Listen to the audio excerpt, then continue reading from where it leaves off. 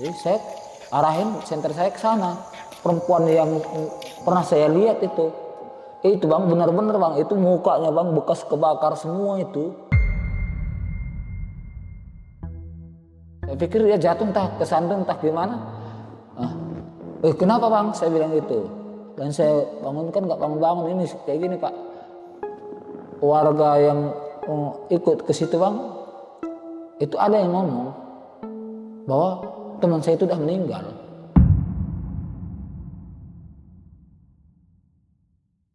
Assalamualaikum warahmatullahi wabarakatuh. Balik lagi sama gua, Badru Caps Lock. Terima kasih buat teman-teman yang udah klik video ini. Semoga teman-teman di rumah selalu dalam keadaan sehat walafiat, di lapangan rezekinya, dan dimudahkan segala urusan-urusannya. Amin amin ya rabbal alamin. Dan juga nih buat teman-teman di rumah yang punya kisah pengalaman horor, jangan disimpan aja, langsung aja kirim kisahnya ke nomor WhatsApp itu tuh. Kuy, kita merinding syahdu. Dan kali ini kita udah berhasil lagi nih sob, buat menghadirkan salah satu narasumber yang bakal berbagi kisah pengalaman horornya. Oke, langsung aja kita sapa tamu kita kali ini. Halo bang. Ya. Halo. Siapa namanya nih bang? Saya namanya Bang Ucok. Bang Ucok. Panggilannya ya. Tinggal di mana bang Ucok nih sekarang? Sekarang kita tinggal di daerah Serua. Serua itu di mana ya? Di Tangerang Selatan, dekat Tangerang Ciputat. Selatan. Ya. Aslinya dari mana nih Pak Ucok nih Bang Ucok? Asli kita dari Medan. Oh Medan. Iya Medan. Wih Horas bah. Horas. Gitu ya. Nah mungkin di sini ada warga-warga Medan. Sapa-sapa nih Bang Ucok nih. Horas, ujuh-juah. Sehat-sehat kita kerina. Sangat mencari. Ujur. Amin amin. Mantap mantap.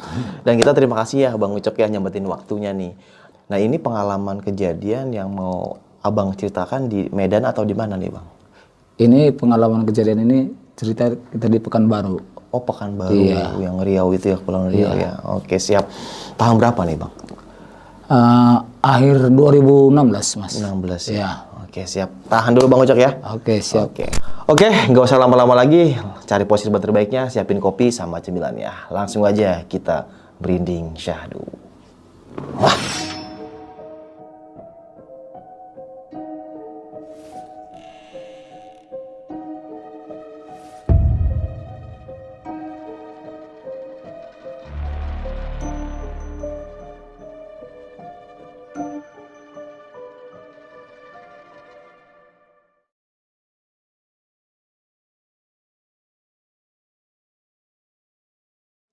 Gimana nih Bang Ucok, kisah pengalaman horornya nih Bang? Pengalaman saya itu dulu di tahun 2016 awalnya saya tinggal di Jakarta. Oke. Dan pada saat itu profesi saya sebagai supir angkot. Di Jakarta nih? Iya di Jakarta. Nah 2016 akhir itu tiba-tiba saya mendapat pesan lewat WA dan saya lihat, saya baca, dia nanya kabar tentang saya nggak tahu ini siapa. Nah ternyata saya balas WA-nya, saya tanya kembali, ternyata itu saudara saya. Saya telepon langsung, saya tanya, ya ada apa bang? Dia nanya ke saya, sekarang kegiatanmu apa Cok? Saya bilang ini saya lagi narik. Narik apa? Angkot. Kenapa rupanya bang? Enggak ini mau nanya. Kalau kira-kira bawa angkot di sana gimana? Ada nggak hasilnya? Saya bilang ya beginilah bang, apa adanya dijalanin ya bang. Sekarang lagi agak susah. Ada nih Cok. Sekiranya kalau ada kerjaan, kau mau nggak? Itu kata saudara saya. Jadi saya bilang, kerja apaan bang? Ini jaga gudang, tapi gudang ini kosong. Jadi kerjamu cuma hanya menjaga gudang ini supaya gudang ini nggak kemalingan. Terus saya tanya, jaga gudang itu maksudnya gimana bang? Ya hanya menjaga aja, kamu tinggal di sini, ya ada siang ada malam. Nah yang siang udah ada nih Cok. Tapi yang malam masih kosong nih, nggak ada sama sekali. Nah kau kan orangnya nggak takut dengan hal-hal seperti itu. Jadi makanya saya ingat kau ini, karena pimpinan nyuruh saya nyariin. Nah saya ingat kau, makanya saya hubungin kau, kata saudara saya itu. Nah jadi jujur aja saya kan tanya, emang gajinya berapa bang? Kan gitu. Iya, iya. Kata dia, ya gajinya kalau malam ya lumayan cok.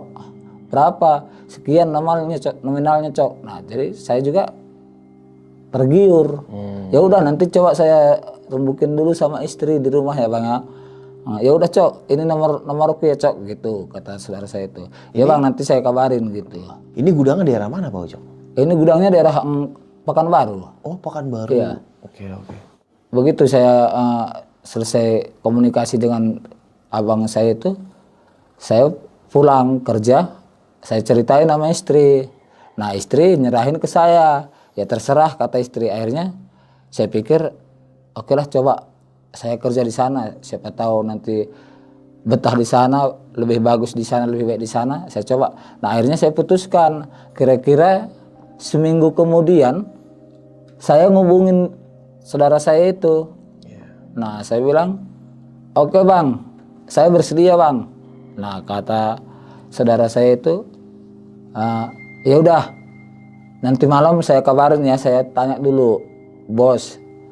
Nah, nanti kalau sekiranya bos oke, ya udah besok kau langsung berangkat siap enggak? Saya bilang ya siap bang. Tapi jujur aja untuk ongkos saya ke sana, ya udah itu saya yang nanggung kata abang saya itu, saudara saya itu. Jadi saya tunggu kabarnya malamnya dia nelpon. Oke cok, jadi cok katanya gitu. Setelah itu singkat ceritanya saya berangkat nih bang ke Pekanbaru naik pesawat.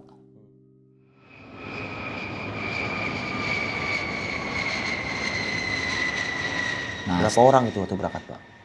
Sendiri, Oh, saya sendiri berangkat. Iya, iya. Nah jadi setelah sampai di sana saya dijemput di bandara sama saudara saya itu. Akhirnya saya dibawa dulu ketemu sama bos di kota Pekanbarunya. Nah setelah ngobrol-ngobrol baru saya diantar ke lokasi, ke gudang pabrik itu. Nah setelah kami sampai di situ, sejak saat itu ya saya mulai tinggal di situ. Di mana tinggalnya? Di gudang itu. Oh, di gudang. Iya di gudang itu, di situ ada mes bekas kantor perkantoran gudang itu. Nah di situ saya tinggal. Nah pada awalnya memang saya tinggal sendiri di situ. Itu yang si pagi itu tinggal situ juga Pak? Enggak, yang si pagi itu mereka pulang ke rumahnya karena rumah mereka kurang lebih 1,5 kilometer, entah 2 kilometer dari lokasi. Iya jadi saya hari pertama itu sebelum malam, karena kami sampai ke situ siang. Sebelum malam saya izin keliling dulu karena saya pengen tahu lokasi sekitar di dalam wilayah lingkungan gudang itu. Jadi saya keliling. Nah begitu saya pas di belakang pabrik itu, gudang itu, terasa tuh bang, auranya tuh udah mulai terasa sama saya bahwa di sini kayaknya ada hal-hal aneh gitu. Itu terasa banget buat saya tuh bang. Nah tapi saya berusaha untuk membuang hal-hal seperti itu karena saya belum memulai. Jadi supaya saya betah gitu. Karena saya udah sampai di sini, saya harus betah, harus bertahan. Jadi saya berusaha untuk membuang pikiran saya tentang hal itu. Jadi pas udah selesai malam pertamanya tuh bang, malam pertamanya saya lewatin itu, pertama saya sendiri malam pertama. Dan memang malam pertama itu nggak ada apa-apa, hal-hal yang aneh bang, nggak ada penampakan. Dan mungkin suara itu ya saya anggap aja entah suara apa gitu. Saya nggak berpikir negatif tentang suara-suara yang saya dengar karena suara-suara kecil. Itu gudang itu Pak bekas apa Pak? Gudang itu dulu bekas pabrik bahan baku plastik. Oh, bahan baku plastik. Iya. Nah ini yang jaga siang dia sendirian juga atau berdua? Jaga siang ini berdua. Oh berdua. Iya. Kalau malam ini Bang Ucok? Kalau malam pada saat pertama saya di situ itu saya sendiri dulu. Oke. Iya. Oke. Nah jadi begitu malam pertama saya lalui, saya rasa nyaman gitu. Nah, jadi terus berjalannya waktu seminggu kemudian itu, karena saya merasa nyaman, selama lagi saya merasa nyaman dan tidak ada hal-hal yang membuat saya takut, jadi saya nggak pernah berpikir untuk minta teman gitu. Saya jalanin. Nah pas kira-kira seminggu kemudian jam 10 malam tuh bang, nah, saya muter keliling. Ternyata begitu sampai di belakang Itu pertama kali itu saya dengar ada suara samar-samar tuh Bang. Ada suara samar-samar yang minta tolong. Itu samar-samar saya dengar itu suaranya tolong, suara perempuan gitu. Iya, iya. Nah saya berpikir, loh ini suara minta tolong, suara perempuan, di sini nggak ada orang selain saya. Dan warga pun di lingkungan sini nggak ada. Akhirnya saya coba untuk buang pikiran yang negatif, saya terus jalan tuh Bang. Nah begitu saya jalan, saya kan bawa senter tuh Bang, sambil nyenter tuh. Begitu saya jalan, di ujung cahaya senter itu, ternyata kelihatan tuh Bang, putih, dia berdiri. Nah saya lihat, saya perhatikan tuh Bang. Saya perhatikan dari atas sampai bawah, ternyata itu sosok perempuan Bang. Dia pakai jubah dari atas ke bawah itu putih. Nah rambutnya panjang, dan itu wajahnya nggak kelihatan, tertutup dengan rambut. Saya itu tersentak tuh Bang, mulai ada rasa takut. Tapi saya beranikan diri karena saya sendiri di situ Bang. Saya matikan senter saya coba aja terus berjalan. Sementara saya lihat dia di sebelah kanan itu, saya terus jalan sebelah sini Bang. Jadi saya kembali ke pos. Nah di pos saya coba menenangkan diri dan saya nyalakan rokok.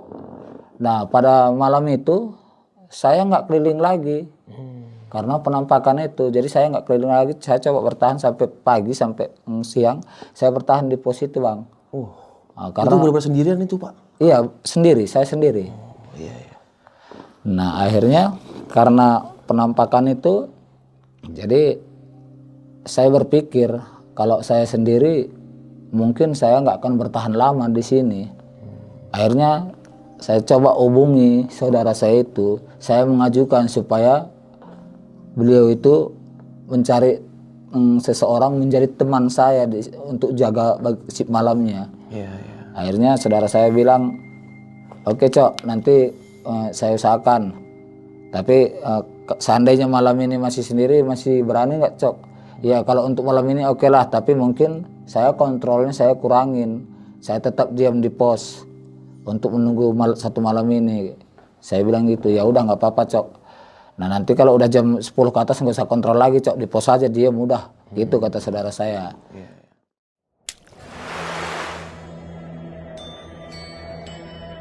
2 hari kemudian itu sore datang orang baru yang menjadi teman saya jaga di situ. Nah akhirnya saya berdua tuh sama teman. Dari mana tuh dia Pak? Tinggal di mana maksudnya? Dia tinggal di Pekanbaru. Oh orang situ juga? Iya orang situ juga. Nah teman saya ini kan dia awalnya nyampe di situ, kenalan nama saya, kita cerita singkatnya. Nah dia juga udah mulai terasa pertama dia nyampe situ. Nah dia nanya ke saya, Bang Ucok udah berapa lama di sini? Saya udah seminggu. Kayaknya tempat ini serem ya Bang Ucok. Nah saya pikir kalau saya ceritakan tentang penampakan atau tentang suara, saya pikir dia nggak akan mau, nggak akan jadi kerja. Akhirnya saya tutupin. Enggak, biasa.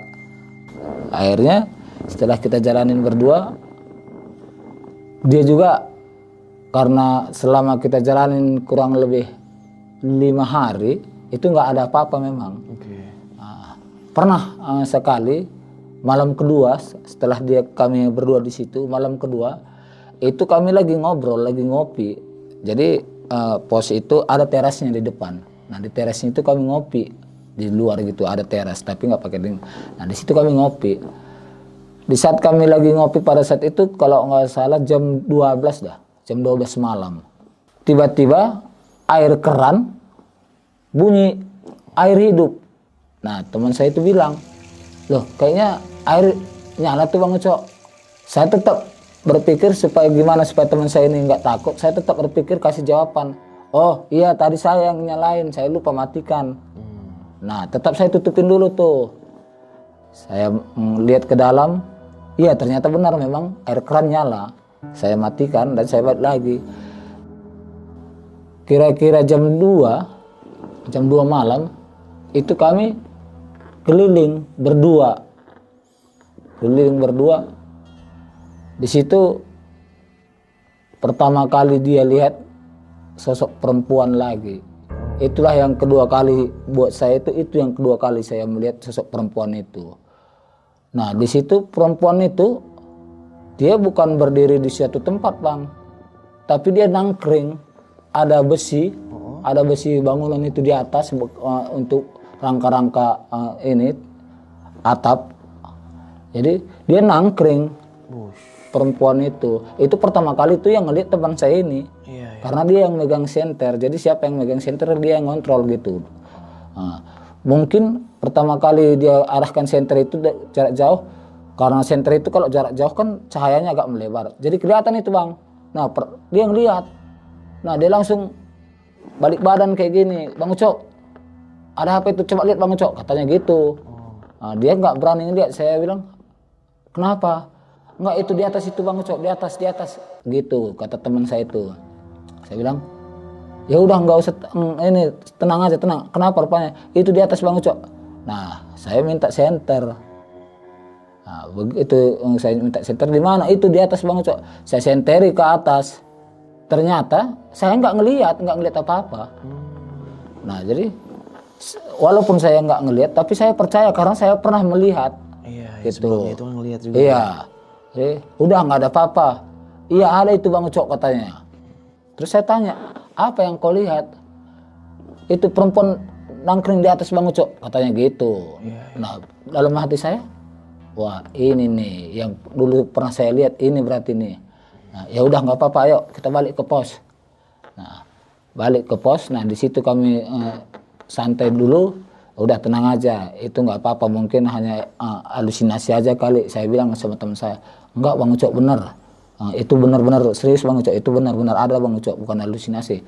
Nah, saya sebenarnya udah tahu karena sebelum dia datang saya udah ngeliat itu. Nah, tapi saya coba menenangkan diri saya dan saya coba menenangkan diri teman saya ini.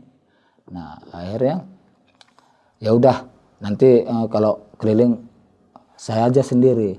Nah kami itu keliling mulai dari jam 8 malam sampai jam 5 pagi itu kami keliling itu paling enggak minimal 4 kali. Oh 4 kali keliling. Iya, jadi saya keliling berikutnya saya sendiri. Nah saya coba sendiri dan dia saya tinggalkan karena saya tahu dia lagi keadaan trauma. Itu di malam itu juga kelas? Di malam itu juga. Oh gila. Iya, akhirnya saya keliling sendiri. Saya nggak ngeliat apa-apa. Saya emang mendengar suara orang menangis dan itu saya abaikan. Tapi penampakan nggak ada, tapi hanya mendengar suara nangis, suara perempuan, suara merintih kayak kesakitan. Saya abaikan, saya tetap jalan.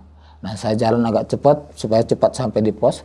Nah saya sampai di pos, saya nggak keliling lagi untuk malam itu. Teman saya ini mulai berpikir mungkin karena penampakan itu. Jadi dia bilang, Bang Cok, gimana ya? Kayaknya di sini kayaknya saya nggak betah Bang Ucok. Kenapa? Iya karena ini tempat ini serem loh Bang Ucok. Saya bilang enggak ada apa-apa. Yang penting kamu banyak, kebetulan maaf ya, kebetulan kita berbeda keyakinan. Nah, jadi saya bilang ya udah banyak istighfar aja, sholat. Saya bilang gitu. Ya Bang Ucok, cobalah Bang Ucok. Saya coba dulu, nanti kalau sekiranya saya nggak kuat Bang Ucok, saya resign Bang Ucok, katanya gitu. Ya udah itu terserah. Nah, akhirnya kami jalanin malam pertama, malam kedua itu nggak ada apa-apa. Bahkan suara sama sekali pun nggak ada apa-apa, hal-hal aneh apapun nggak ada. Nah mungkin dia oh iya benar nggak ada apa-apa.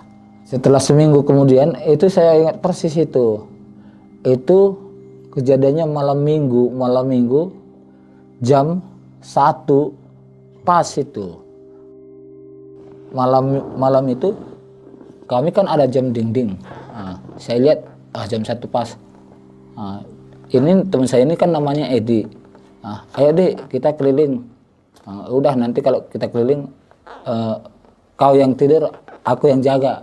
Saya gitu. Jadi pas jam 1 kami keliling tuh berdua. Nah kami keliling berdua, baru kira-kira 5 langkah dari pos itu ada penampakan itu Bang. Penampakan anak kecil hanya pakai kayak seperti celana dalam gitu.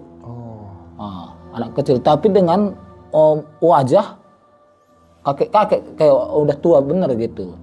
ada tiga orang itu penampakan itu. Anak kecilnya ada 3 orang. Itu memang benar-benar teman saya ini jerit bang, karena saking takutnya jerit. Dia nyebut saking takutnya dia jerit.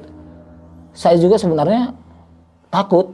Nah, tapi saya coba untuk menenangkan, seperti sebelum tadi saya menenangkan diri dan saya coba untuk menenangkan teman saya ini. Karena gimana pun malam ini harus kita lalui. Kalau besok siang gimana ceritanya, yang penting malam ini gimana pun harus dilalui. Kami mau kemana, sementara kendaraan kemana pun nggak ada, jauh dari pemukiman warga. Akhirnya saya coba tenangkan diri saya dan saya coba untuk menenangkan teman saya ini. Teman saya ini memang benar-benar takut. Benar-benar takut. Saya juga sebenarnya ini udah merinding semua nih bang. Iya, iya. Karena itu nggak hilang. Penampakan anak kecil itu nggak hilang. Mereka itu tetap bermain di depan kami. Masih tetap ada? Iya. Gila. Saya pun jujur aja saya pun benar-benar takut dan saya bingung harus berbuat apa. Kalau lari-lari kemana? Iya. Nah, kalaupun saya teriak-teriak nggak akan ada artinya. Nggak ada warga di sekitar situ. Nah, jadi teman saya ini udah teriak, benar-benar teriak dan lari ke pos.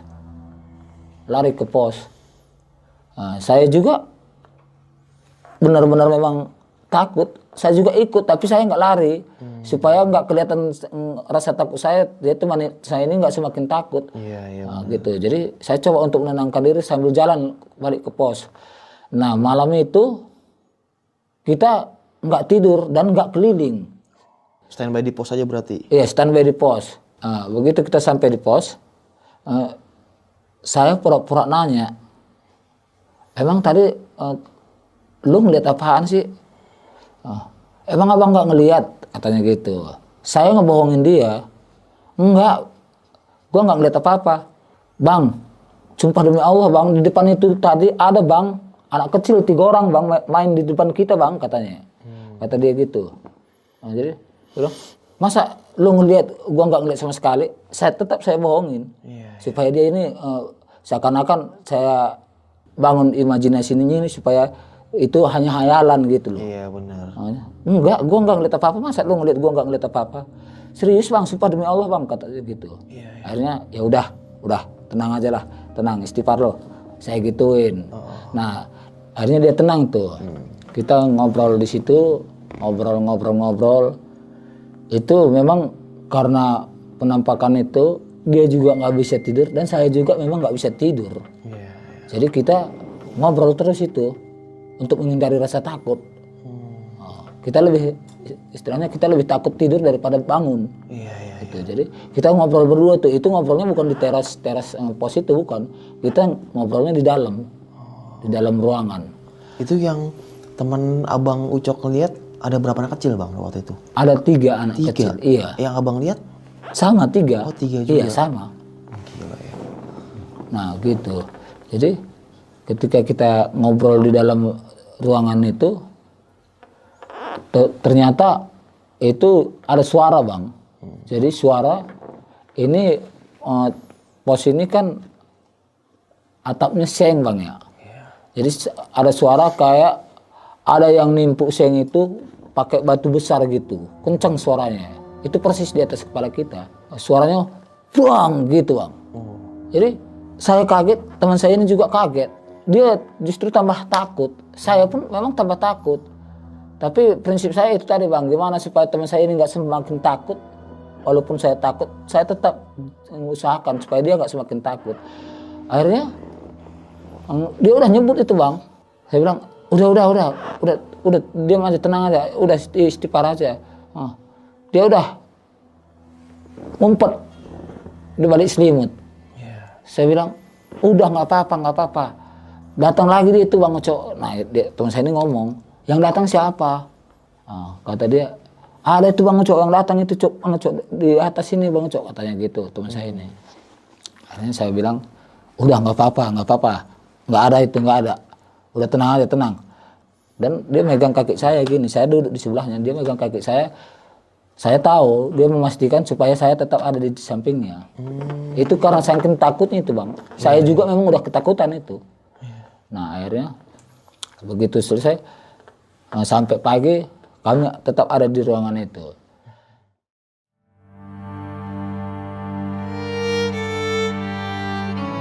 Besoknya dia nyuruh saya untuk nelpon saudara saya ini. Saya udah tahu maksudnya, ini mungkin dia minta menghubungi teman saya ini, mungkin ini kawan ini mungkin nggak betah, nggak kuat gitu, mungkin dia mau minta resign gitu. Saya udah tahu. Nah, akhirnya saya hubungin saudara saya itu. Nah, saya sambungkan ke dia, udah nih lu ngomong langsung. Nah, akhirnya dia minta resign tuh Bang. Minta resign. Minta resign? Iya. Nah, dia nggak kuat. Dia minta resign. Akhirnya saudara saya datang ngejemput. Nah, dibawa. Akhirnya malam itu saya sendiri lagi. Saya bilang, gila. Saya berpikir, saya kan belum nyampe sebulan, kan gajiannya sebulan sekali Bang. Saya juga udah ada sedikit pikiran saya, wah ntar kalau gua udah gajiannya, gua resign lagi lah, gua balik aja ke Jakarta. Nah, gitu. Tapi karena belum nyampe sebulan, saya belum berani resign gitu. Karena kan harus pakai ongkos dari sana ke sini Bang. Sementara saya nggak punya duit kan. Saudara saya itu bilang, lu bertahan di sini, sok katanya. Ntar gue cariin teman lu katanya. Kayaknya kalau kayak gini terus Bang, kayaknya nggak ada yang kuat karena memang di sini gangguannya memang benar-benar gede Bang. Saya gituin. Emang sering Cok katanya. Sering banget Bang. Saya cerita sama saudara saya itu. Nah akhirnya ya udah lu bertahan, lu kan dulu kan pemberani deh Cok. Ya pemberani juga kalau sesering ini Bang, saya juga ya terganggu juga Bang. Iya benar-benar. Gitu. Jadi akhirnya saya dianjurin supaya tetap bertahan. Saya bilang ya oke lah, coba saya bertahan, tapi tolong Bang secepatnya, tolong teman saya Bang, karena saya bilang sama saudara saya ini, karena jujur aja Bang, di samping saya takut kalau saya sendiri, saya juga kesepian Bang. Iya pasti gitu. Itu yang membuat saya nanti semakin takut. Saya bilang gitu. Ya, saya usahakan cepatnya Cok katanya. Nah, akhirnya malam itu saya jalanin lagi sendiri tuh Bang. Itu saya lalui malam itu nggak ada apa-apa. Suara pun nggak ada saya dengar. Nah, malam berikutnya nggak ada apa-apa. Nah, setelah seminggu kemudian teman saya ini tetap nggak ada, karena saya nggak ada keluhan. Jadi mungkin saudara saya ini berpikir, wah si Cok sendiri juga udah nyaman, nggak ada ngomong apa-apa kok, nggak ada keluhan. Setelah itu saya tetap menjalani sendiri tuh Bang. Selang 10 hari kemudian, masih sore tuh Bang, masih jam 9 malam itu. Nah, karena masih jam 9 malam itu, saya santai dan saya rileks, nggak ada pemikiran kesana kemari. Saya keliling lagi tuh. Memang kebetulan kan di belakang gudang ini Bang, ada bekas toilet 2 ruangan. Mungkin dulu itu untuk toilet karyawan kali, di luar gedung, tapi di posisinya paling belakang. Nah, jadi kita setiap keliling itu kita harus ngelewatin depan toilet ini. Begitu saya ngelewatin depan toilet ini Bang, terdengar tuh suara pintu toilet itu terbuka, gerbang gitu dengan suara kencang itu Bang. Nah, jadi saya arahin senter saya ke sana. Nah, di situ saya lihat lagi penampakan lagi tuh Bang, itu perempuan yang pernah saya lihat itu Bang, benar-benar Bang, itu mukanya Bang bekas kebakar semua itu, bekas kebakar semua.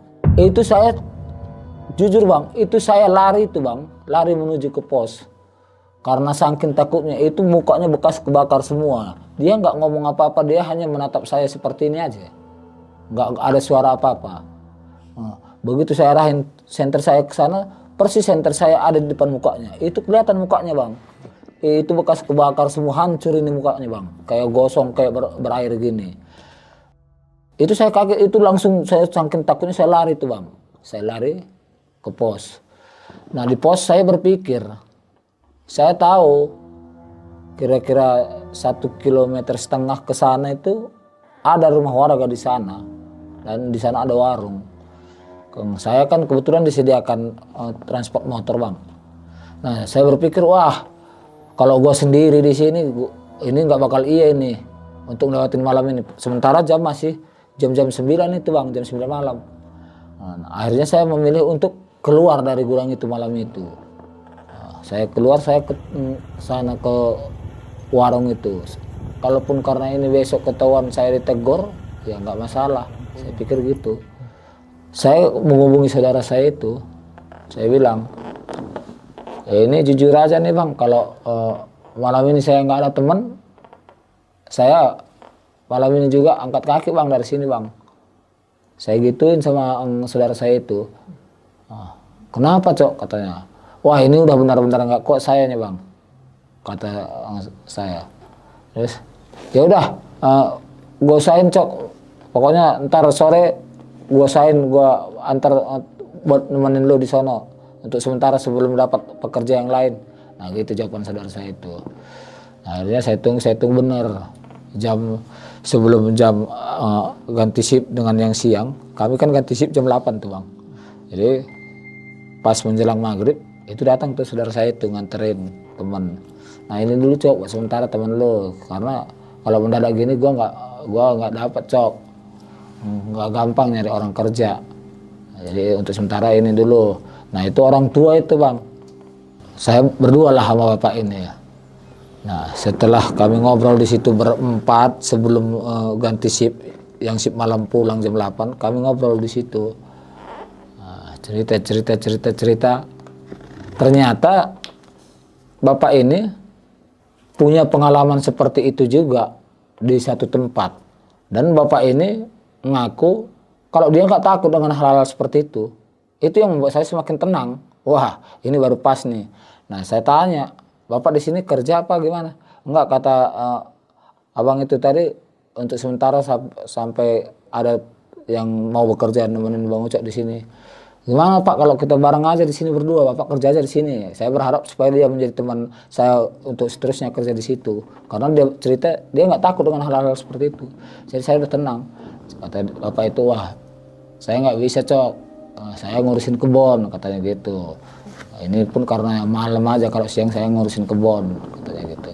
Akhirnya ya udah, saya senang tuh Bang.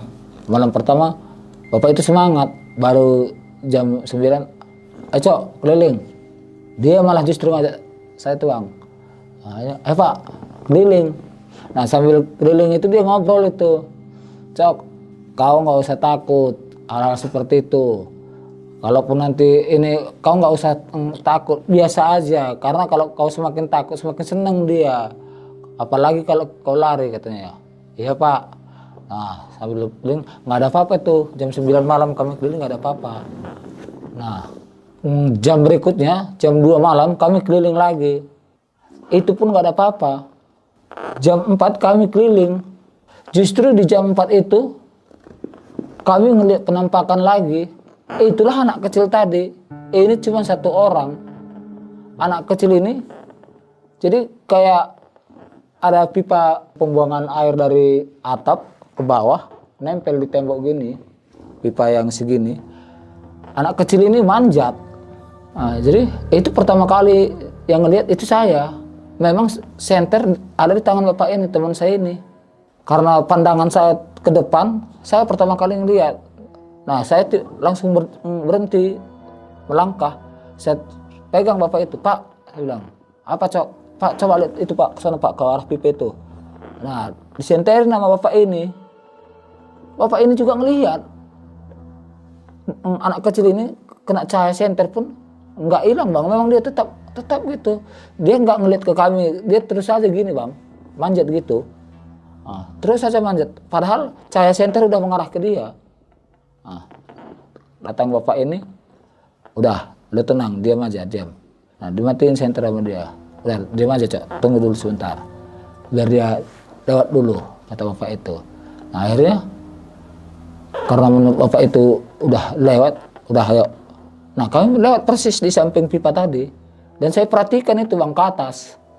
Mata saya melotot ke atas. Dan memang benar-benar nggak kelihatan lagi, nggak ada lagi.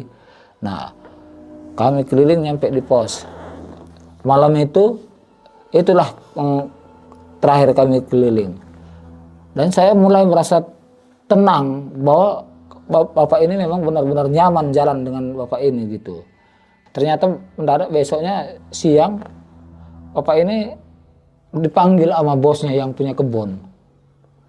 Ternyata bapak ini karena mendapatkan upah, diam-diam di sama bosnya tanpa sepengetahuan bosnya, dia malam mengambil sampingan ikut dengan saya.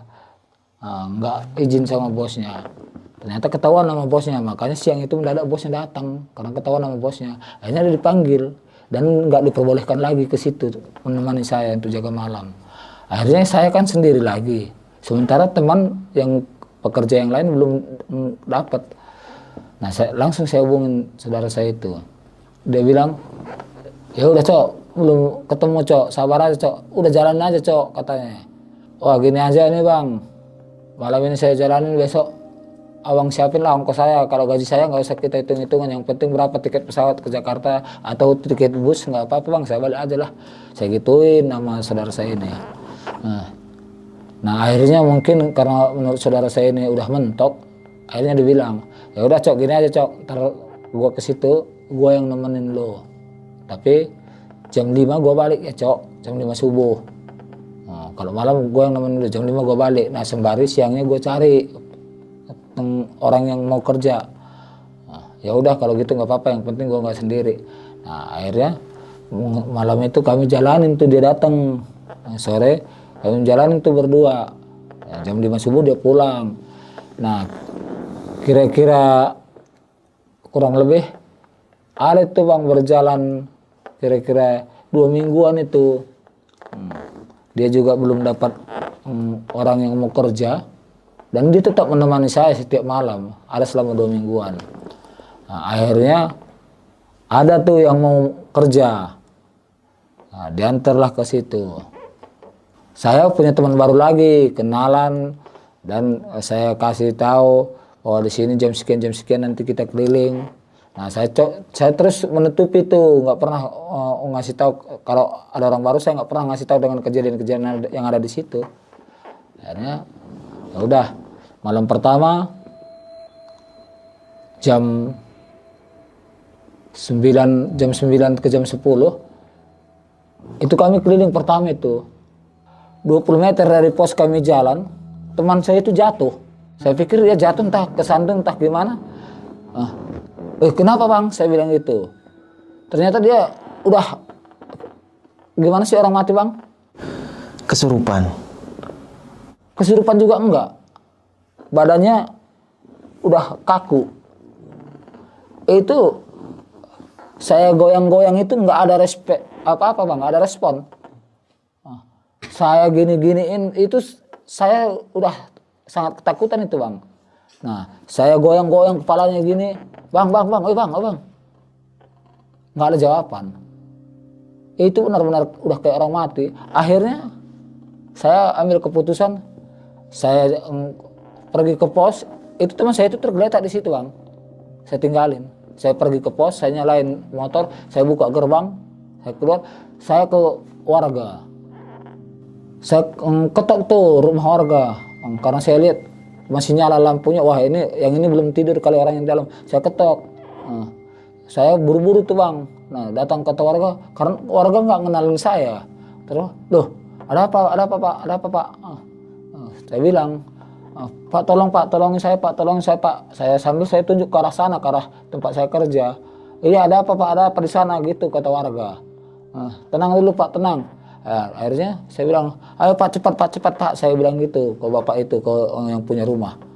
Iya tenang dulu Pak, ada apa? Ngomong dulu Pak, ada apa ini, ada apa? Akhirnya warga-warga yang lain pun mungkin dengar karena suara saya agak keras malam itu Bang ya. Namanya di perkebunan, orang tetangganya dengar dan bangun. Ada apa? Nah di situ saya cerita, gini. Oh ya udah ayo. Nah ada yang punya mobil pickup, mobil bak, dibawa sekalian ke gudang itu. Saya bawa warga itu ke arah teman saya. Ini Pak teman saya nih. Loh kenapa tadi nih Bang? Nggak tahu Pak. Kami keliling tiba-tiba jatuh. Dan saya bangunkan nggak bangun-bangun. Ini kayak gini Pak. Warga yang ikut ke situ Bang. Itu ada yang ngomong. bahwa teman saya itu udah meninggal. Saya kaget, meninggal Pak. Iya, ini udah meninggal ini teman ini Pak, katanya. Ayo coba kita bawa dulu pertolongan pertama. Nah, saya ikut, kami bawa tuh ke puskesmas, lewat lagi pemukiman warga yang tadi. Nah, kami bawa ke sana. Nah, begitu kita nyampe puskesmas, diperiksa tuh sama dokter itu Bang. Begitu diperiksa sama dokter itu, dicek nadinya, katanya orang ini belum mati, orang ini masih hidup. Nah, tapi diperiksa sama dokter, dokternya juga bingung itu Bang. Karena dokter ini nggak tahu apa penyakitnya yang menyebabkan dia seperti itu. Dan dokter ini bingung harus ngasih obat apa. Tapi dokter ini memastikan kalau orang ini masih hidup. Kebetulan ada warga yang ikut mengantar ke rumah sakit ini ngomong, oh ya udah kalau gitu tungguin aja, ntar juga siuman, kata bapak itu. Nah akhirnya mungkin dokter juga mengikuti omongan bapak itu, kami tungguin itu sambil dokter ya sembari ngecek-ngecek begitulah Bang.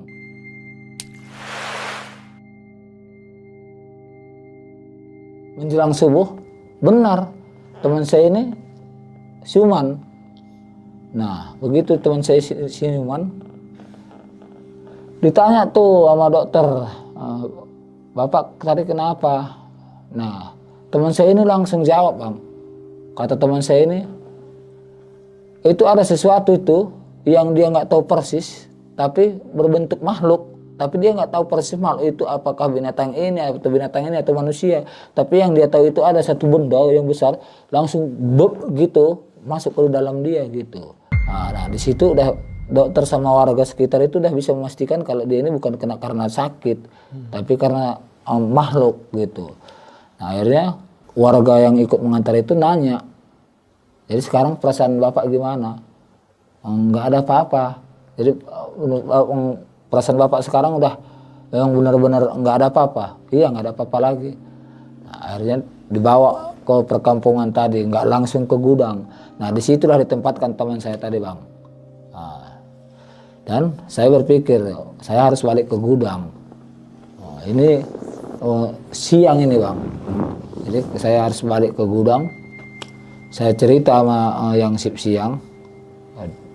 Saya bilang tadi malam gini ceritanya gini. Nah kata yang sip siang, ya udah Bang Ucok, sekarang gini aja Bang Ucok. Kalau kayak gitu nanti coba Bang Ucok balik sekarang. Nanti Bang Ucok tanya teman Bang Ucok itu. Takutnya teman Bang Ucok itu setelah kejadian itu dia nggak mau lagi balik ke sini. Kalau dia mau, ya alhamdulillah Bang Ucok. Bang Ucok masih punya teman. Nah, seandainya dia nggak mau, itu gimana menurut Bang Ucok? Kalau Bang Ucok sendiri di sini, Bang Ucok siap nggak? Nah itu yang saya pertimbangkan itu Bang. Nah akhirnya saya coba balik ke sana. Saya balik ke perkampungan tadi. Saya tanya teman saya tadi, memang benar teman saya itu nggak mau lagi Bang. Dia nggak mau lagi, dia minta pulang. Nah akhirnya saya hubungin saudara saya tadi, saya ceritakan, saya bilang teman saya ini mau minta pulang dan saya juga sekalian ngajuin saya supaya malam ini saya numpang nginep di rumah warga di sini. Besok saya mau berangkat pulang.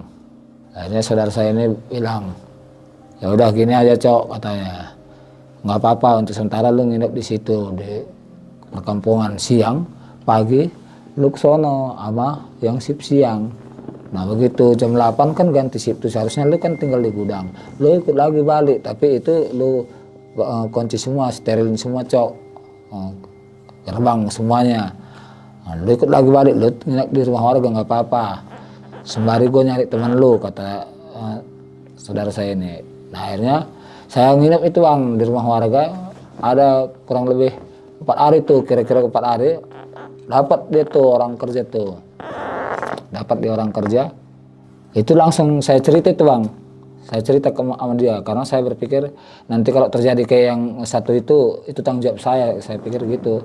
Saya langsung cerita bahwa selama ini saya punya teman udah begini sekian orang dan dengan kejadian seperti ini, jadi dia sebisa mungkin saya ceritakan semua sama teman saya ini Bang yang baru datang ini.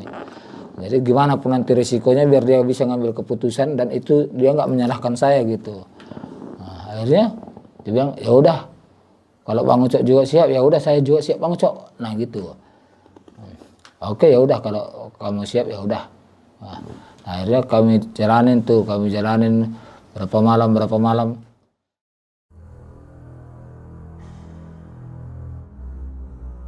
Pas malam ketiga ada sedikit gangguan. Tapi teman saya ini nggak tahu, itu saya yang tahu. Ada sedikit gangguan. Begitu kami keliling jam 12 malam, begitu kami keliling, saya yang megang senter. Nah, di pojokan kan ini kan gudang ini kan dikelilingi sama tembok ini Bang.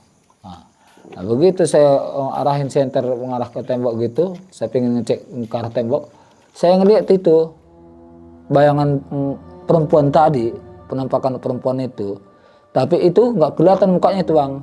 Itu sama dengan yang pertama saya lihat itu rambutnya terurai ke depan semua, ketutup mukanya. Begitu saya ngelihat, langsung saya alihin karena saya takut teman saya ini ngelihat. Langsung saya alihin cahaya senter, saya alihin ke depan. Saya diem aja itu Bang. Nah teman saya ini nggak ngelihat. Nah itu nggak ketahuan sama teman saya ini, dan malam itu lewat begitu tanpa ada rasa takut yang dialami teman saya ini. Jadi kami lalu terus. Ini teman saya yang paling lama betah kerja di situ Bang. Inilah teman saya.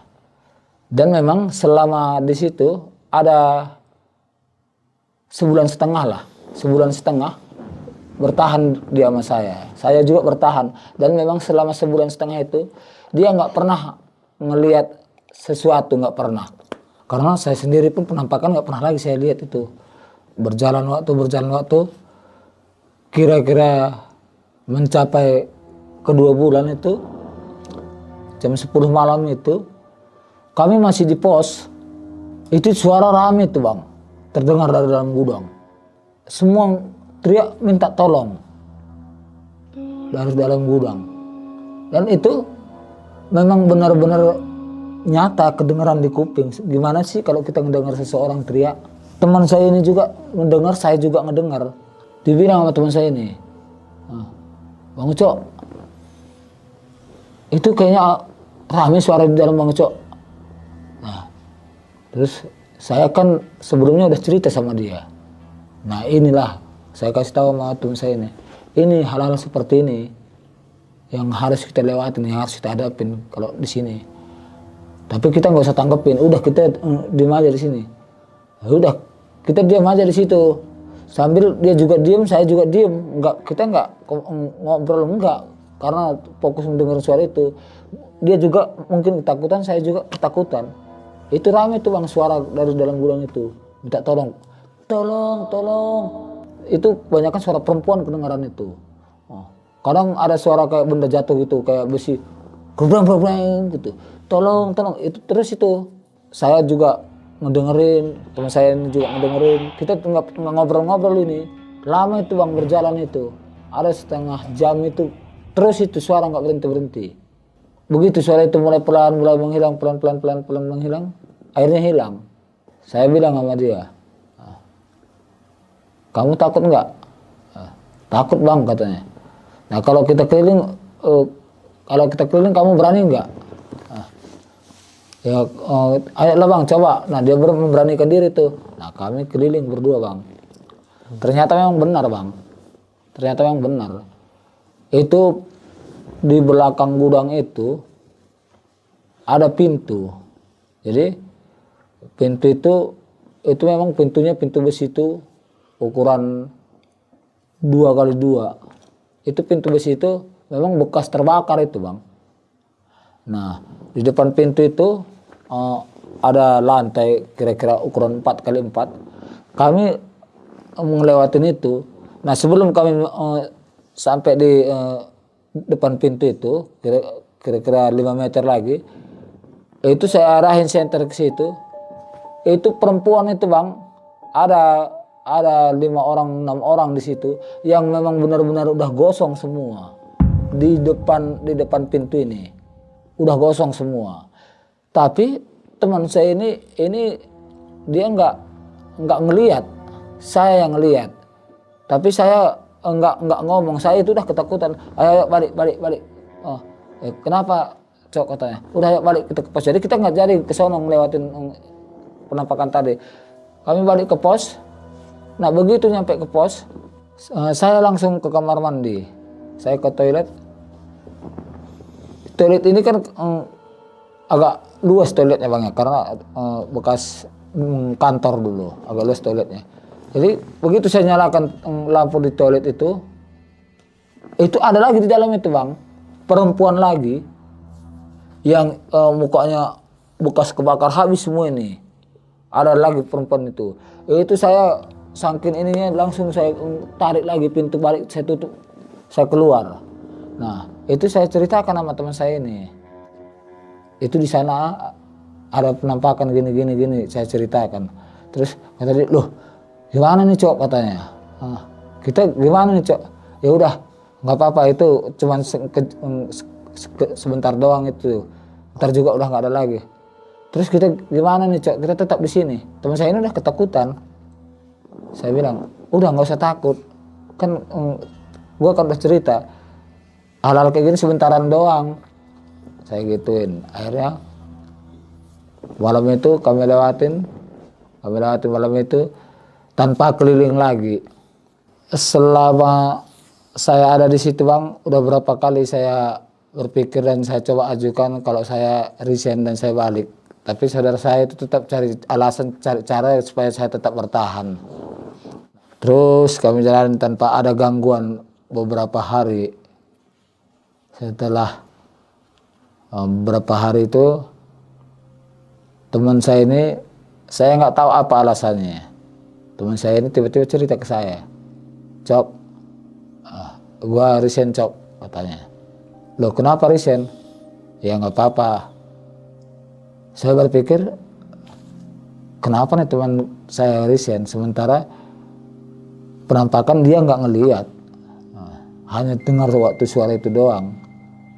Kalau tentang di kamar mandi itu saya yang ngelihat, saya memang cerita ke dia, tapi masa iya sih gara-gara itu aja dia takut. Nah saya tanya kenapa resign? Lu takut? Ya enggak. Terus kenapa resign? Enggak, pokoknya gua resign. Nah dia resign tanpa izin tuh Bang saudara saya itu. Nah, akhirnya ya udah Cok, lantar gua Cok ke perkampungan yang dekat sana itu. Pokoknya gua resign. Ya udah kalau emang itu keputusan lu. Nah akhirnya saya ntar, singkat cerita, saya tinggal sendiri lagi.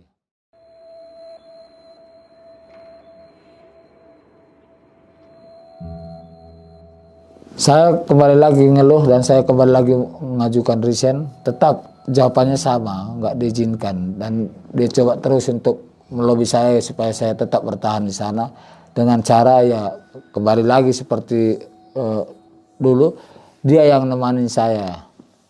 Dan dia bilang, Cok katanya, kalaupun lo nggak betah di sini, ya seenggak-enggaknya lo harus mikirin gimana caranya supaya nggak sampai ke bos. Lo tetap ada statusnya kerja di sini. Kalaupun lo nginep di rumah warga nggak masalah. Yang penting status lo tetap ada kerja di sini karena bos nggak akan ngontrol langsung ke sini katanya gitu.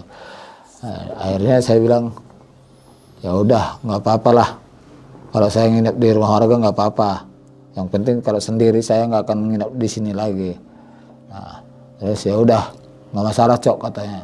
Saya tanya kalau seandainya terjadi nanti kehilangan gimana? Saya nggak ada. Sementara kan saya statusnya masih kerja di sini. Takutnya saya yang kena. Nah, makanya justru itu gua juga bingung Cok, kata saudara saya itu. Nah itu ya gua nggak mau tahu. Yang penting kalau gua udah ngomong sama lu gua resign, lu nggak ngizinin. Nah kalaupun gua nggak resign, gua tidur di rumah warga. Ternyata di saat gua tidur di perkampungan warga gudang ini kemalingan, itu gua jujur aja. Dari sekarang itu gua nggak mau tanggung jawab, saya gituin sama saudara saya itu.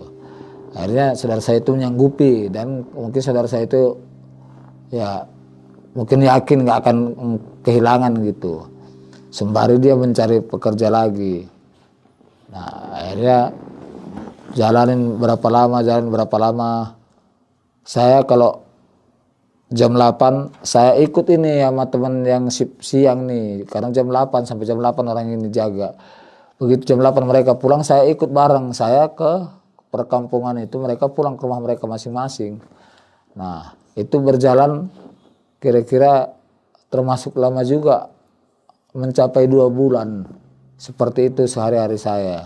Tapi di saat malam saya tidur di rumah seorang warga yang nggak jauh dari situ. Malam gudang ini nggak ada yang jaga.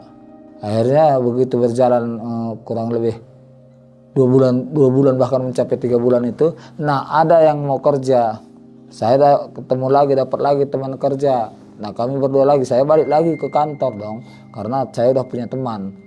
Nah, akhirnya kami jalanin lagi 2 minggu. Nggak ada hal-hal aneh atau nggak ada kejadian-kejadian aneh yang terjadi. Bahkan suara pun nggak ada.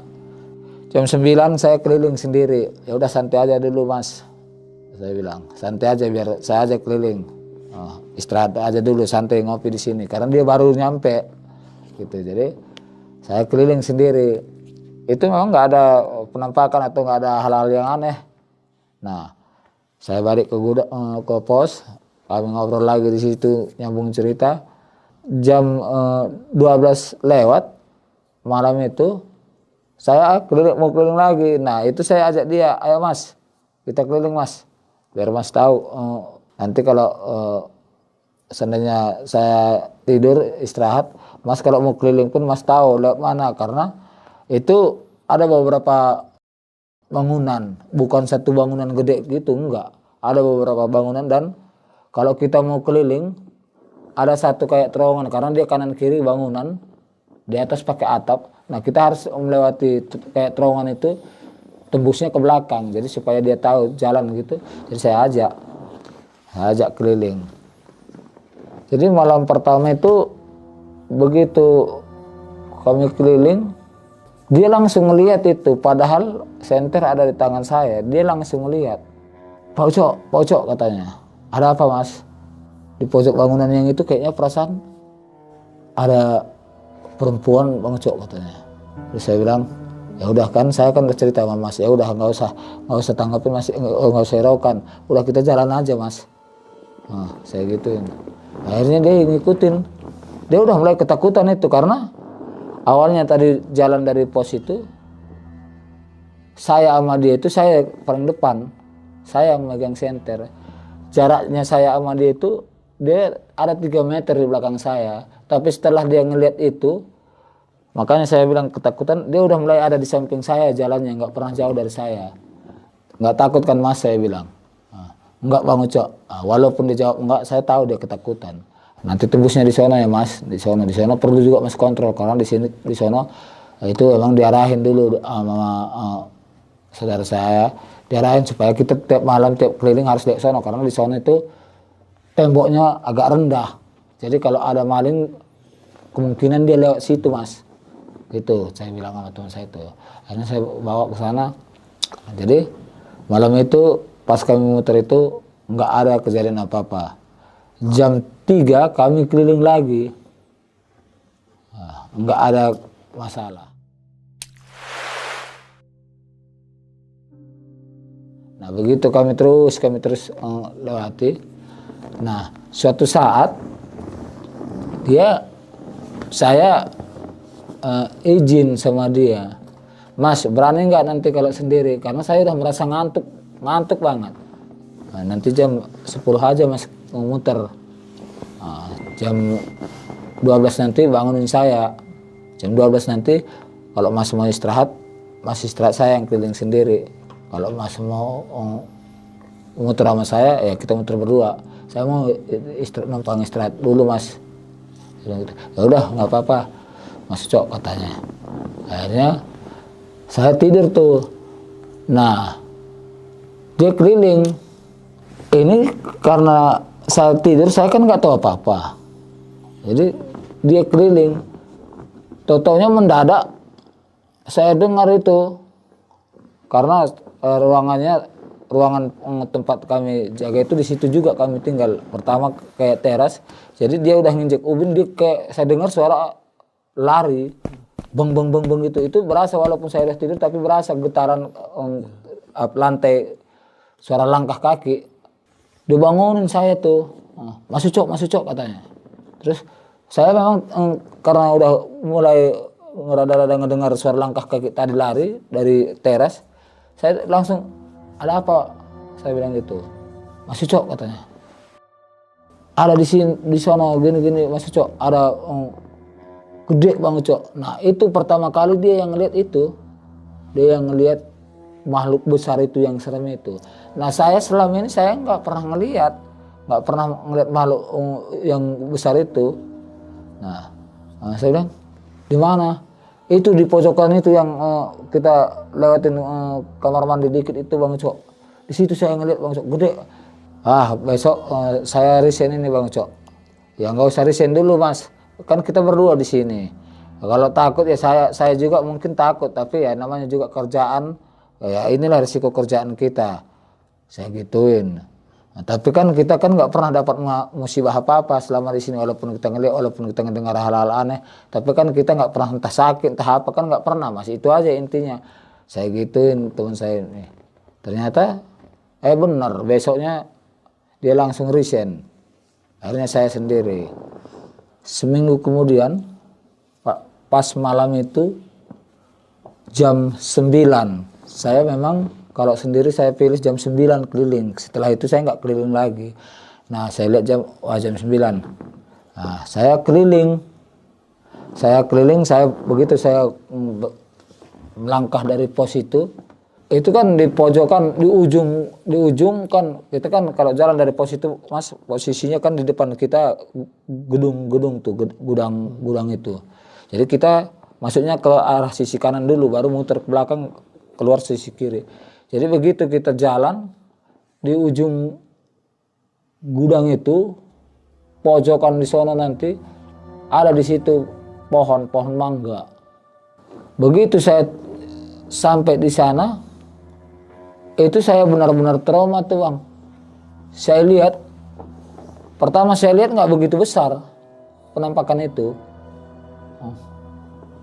Saya arahin senter ke sana, ke penampakan itu, saya mau mastiin.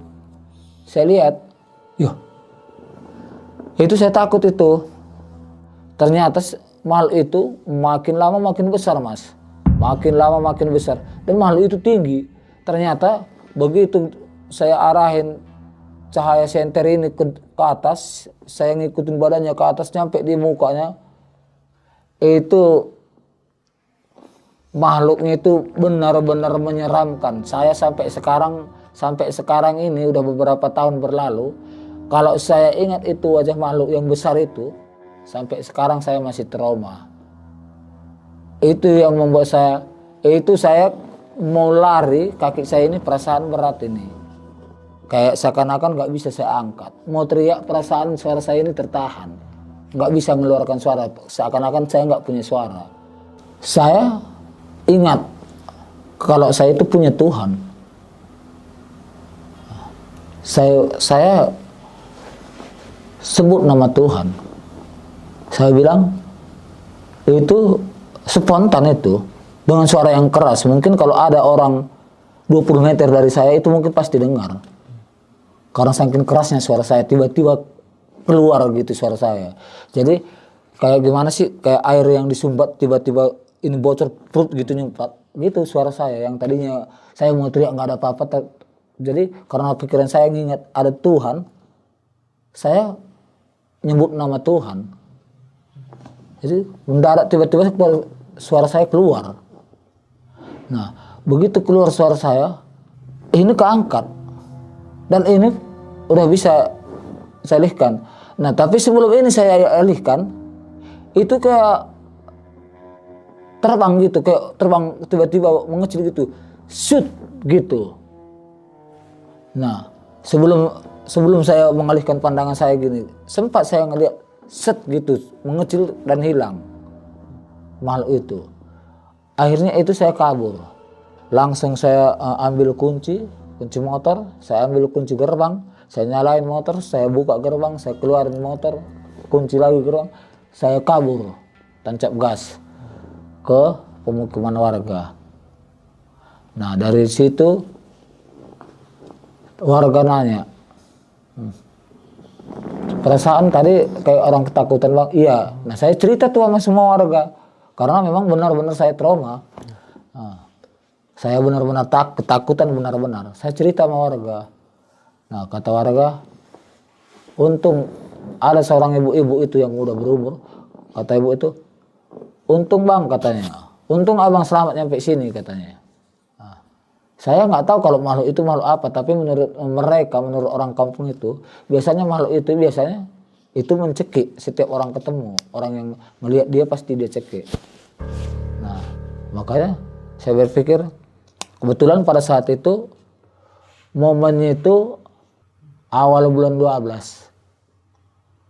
Saya nggak akan kembali ke gudang itu. Saya berpikir gitu, saya bertekad ke gitu. Saya nggak akan kembali ke gudang itu. Walaupun diiming-imingi apa, walaupun dibujuk bagaimanapun, saya nggak akan kembali ke gudang itu karena saking daunnya. Nah akhirnya saya telepon saudara saya. Saya berpikir saya harus balik ke Jakarta, gimana pun ceritanya. Mau dia sakit hati mau gimana, pokoknya terserah. Nah saya telepon saudara saya, bang, saya bilang, ya kenapa cok? Ini gini bang, ini bukannya resign, saya bilang gitu. Ini saya izin pulang dulu, karena kan sebentar lagi kan tahun baru bang, saya bilang gitu. Jadi sebentar lagi tahun baru saya izin pulang dulu karena dari Jakarta nanti saya mau ngajak anak istri balik lagi ke Medan untuk tahun baruan di Medan. Alasan saya seperti itu. Emang mendadak begitu cok? Iya, soalnya kalau nanti tanggal 10 ke atas nggak sempat lagi dan tiket pun mahal. Saya bilang gitu alasan saya. Ya udah terserah lu cok. Nah kapan lo mau berangkat? Kata saudara saya itu. Ya kalau nggak nanti besok paling, tapi malam ini saya nginap di perkampungan warga. Nah setelah itu singkat cerita, besoknya saya berangkat ke Jakarta. Nah setelah melewati tahun baru bulan 1, abang saya itu nelpon lagi, kapan lo mulai kerja lagi? Saya bilang aja alasannya sama saudara saya itu, maaf nih bang, istri nggak ngizinin saya lagi balik ke sana. Nah itulah terakhir saya kerja di sana dan sampai detik ini saya nggak balik lagi ke sana, walaupun berapa tahun yang lalu itu pernah juga dihubungi, gimana cok lu nggak ada niat lagi? Enggak, sampai detik ini saya nggak balik lagi. Nah nih Bang Ucok, pas abang jaga di situ, itu gudang atau pabriknya itu bener-bener udah nggak beroperasi bang? Atau masih ada sebagian pekerja gitu yang kerja di situ? Nggak operasi lagi, udah, karena pabrik itu ketutup karena ada musibah dulu kebakaran. Jadi nggak tutup lagi. Bahkan sebelum saya resign, kira-kira berapa bulan sebelum saya resign itu udah dipasang di situ tanah dan bangunan ini dijual. Tapi sampai saya resign itu belum laku. Nah terus Bang Ucok ya, itu yang punya pabrik kenapa nyari security bang buat jaga pabrik? Padahal kan itu pabrik udah kosong ya, udah nggak beroperasi. Terus kenapa mesti dijagain gitu bang? Karena mungkin gini, mungkin dia berusaha untuk mencari penjual, tapi karena belum menemukan penjual, jadi sementara belum laku, ini harus dijaga karena masih banyak mesin-mesin apa di dalam, jadi harus dijaga. Kalau enggak akan habis dicolong orang. Nah terus Bang Ucok, untuk teman abang nih yang sip siang ya, yang sip pagi tuh, itu pernah ngobrol gak sama abang? Kalau dia pernah gak digangguin sama penghuni-penghuni yang ada di tempat situ bang? Selama saya ada di sana, teman saya yang sip malam itu kita sama-sama mengalami kan. Nah yang sip siang ini satu orang kan 2 siang 2 malam. Nah yang sip siang ini 1 orang itu dulu dia pernah sip malam, karena jujur aja gajinya sedikit lebih besar sip malam daripada sip siang. Nah karena dia mengalami hal-hal seperti itu, dia beralih ke sip siang. Jadi sekarang dia jadi sip siang. Nah terus kan Bang Ucok nih atau Bapak Ucok ini kan ditemenin ini sama bapak-bapak yang berani itu ya bang ya. Nah dia sempat cerita bang kalau dia pernah nggak ngalamin kejadian horor entah di pabrik itu atau di luar gitu bang. Sempat juga dia cerita segelintir pengalamannya di luar gudang itu. Dia Dia kan kerjaannya kan menjaga kebun kelapa sawit punya orang. Dia juga digaji di sana. Nah di kebun itu dia juga mengalami hal yang sama, tapi nggak seseram dan sesering yang saya alamin di gudang itu. Dia di tempatnya di kebun itu ya tempat tinggal, dia tinggal bersama anak dan istrinya. Ada di membangun di situ satu gubuk-gubuk untuk tempat tinggal mereka untuk menjaga kebun itu oleh pemilik. Dia juga sering ngelihat perempuan, tapi perempuan itu kata dia cantik, dan dia kan kamar mandinya sumur tuh bang. Jadi jarak kamar mandi, jarak sumur ini sama rumahnya, tempat tinggalnya itu ada berkisar 10 meter. Nah malam sering dia ngedengar katanya perempuan cantik itu mandi di sumur itu, sering kedengaran suara air kayak digayung gitu bang. Nah dia sering ngeliat itu.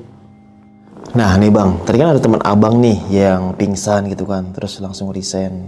Pas dia udah resign nih bang, atau udah nggak kerja situ lagi, Bang Ucok ini sempat ketemu dia lagi gak bang? Setelah resign, saya nggak pernah lagi dengar kabarnya. Teman saya yang pernah kayak kesurupan itu, yang dianggap udah meninggal itu, setelah resign dia, saya nggak pernah dengar lagi kabarnya, dan saya nggak pernah komunikasi lagi sama dia. Nah yang abang Ucok tahu, pabrik ini sekarang masih ada gak bang bangunannya lagi tuh?